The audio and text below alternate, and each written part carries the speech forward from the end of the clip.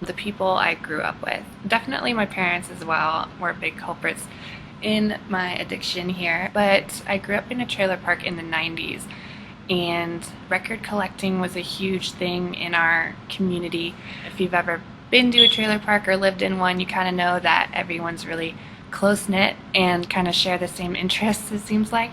That's how I got started really being motivated to collect records, and like who has the best collection and who has this certain album. And it was kind of a competition when I was growing up that really sparked my interest in vinyl and making it a part of my life, and it still is almost daily part of my life. So that kind of was the inspiration to start collecting. I bought my first record when I was 10 years old. But even before that, I've kind of been stealing my parents' albums, I think. Yeah, so, well, it only counts if I bought one. So I guess 10 years old, I've been collecting. And it's always been a big part of my life since 10 years old. I've never lost interest in collecting records. It's like the only thing that has kept my interest for so long. It's been a big part of my life.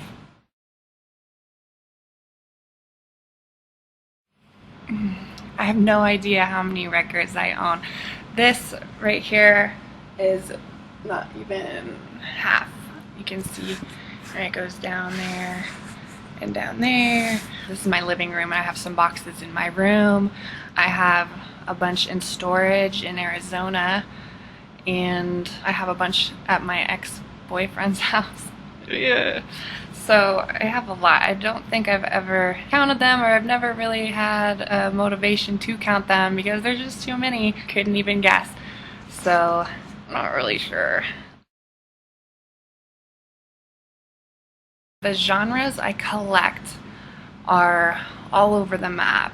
I think I have the most 70s rock albums in my collection. I think that takes up a big majority of what I have right now because I inherited a lot from my parents, so that's kind of a big majority. Also, I have a lot of old punk rock that I have been collecting since I was 13, so that's a big thing for me. Late 70s, 80s punk is a big genre in my collection.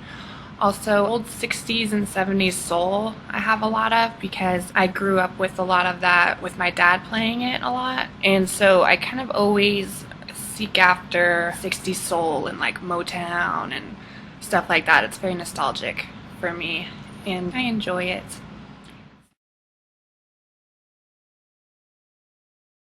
This was really hard to do because I have so many favorites.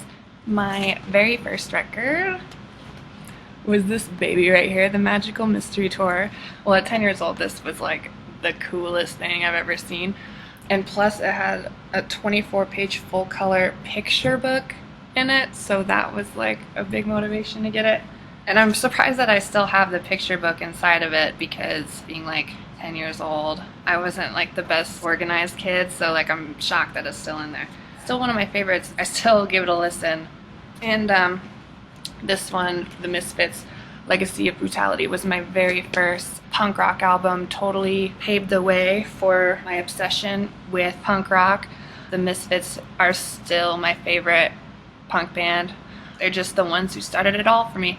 Yeah, this was, and I think still is, my absolute favorite Misfits album. It's with Glenn Danzig as the lead singer. I don't really like Jerry too much, so this I listen to all the time. It's such a goodie. We'll never ever get rid of this. It's a great album. I've had this since I think I was 14 or something. So yeah, it's really, really great album. Definitely a favorite.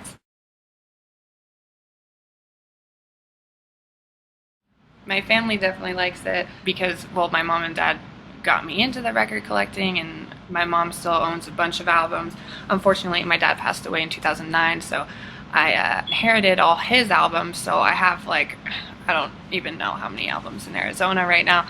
My friends don't really get it, I guess. Well, the majority of my friends don't really get it. Sometimes I meet people at the bar or whatever, and they say, oh yeah, like I also collect records. I'm like, oh cool, like come on over and we'll listen to some jams. And they come in and see my collection. They're like, oh shit, like that's a lot more than I expected. I think it's more shock. I know like a lot of my friends, they like to borrow a lot of my albums. Like I have a lot of DJ friends that want to dig through my stash and borrow a lot, which like some albums I'm very attached to, so I can't let that happen. But for a few, they can. I'll lend them out. If I ever had a friend that didn't support record collecting, I don't think they would be my friends for very long. It's not like I'm, you know, shooting smack or something. It's a healthy addiction.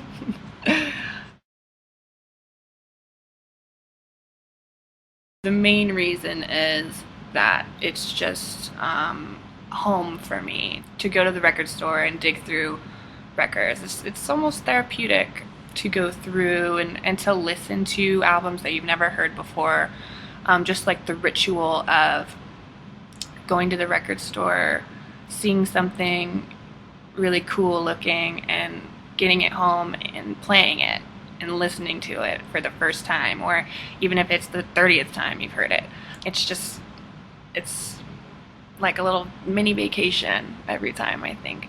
Also, the history behind vinyl is a big thing. I'm kind of a history buff, to be honest. I always have liked old things, and records, especially old vintage records, have a story behind them, and very nostalgic to listen to them. I think that's why I favor vintage records over new prints, definitely, because there's, you know, it's been in a lot of hands, and it's been in a lot of homes and record players. And like I just bought a Lou Reed album, and it's old.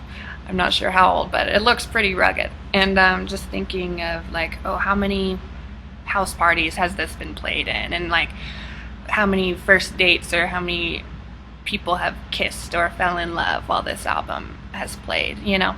So it's kind of just like the stories behind things, I think. Why I prefer to collect vinyl over anything else.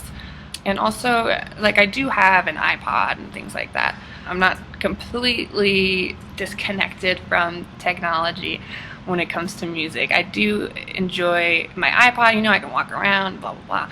But if I could keep any way of listening to music, it'd definitely be vinyl. And I think the sound of vinyl is just more special than like a remastered edition of anything. The snaps and crackles on the record just make it sound special, and I don't know, I just like the sound better than like a CD or MP3 or anything like that. So also just keeping the whole genre alive, I think. The vinyl's been forgotten about a lot, and I think just recently people are starting to get back into vinyl, which is really cool, and keeping the record stores alive, you know, that's really important to me, I think, to really keep the whole community alive, you know, because people who collect records, I think we're all a part of this community of people that that share this interest. And I think it's important to keep it around. In a few years, or, you know, 10 years, if I start my own family, I want to give my kids my record collection, and I want them to start their own record collection. I think it's important. It's a healthier addiction than most. Collecting vinyl doesn't really hurt anybody. That's good. So that's why I collect vinyl. And thank you for listening to me.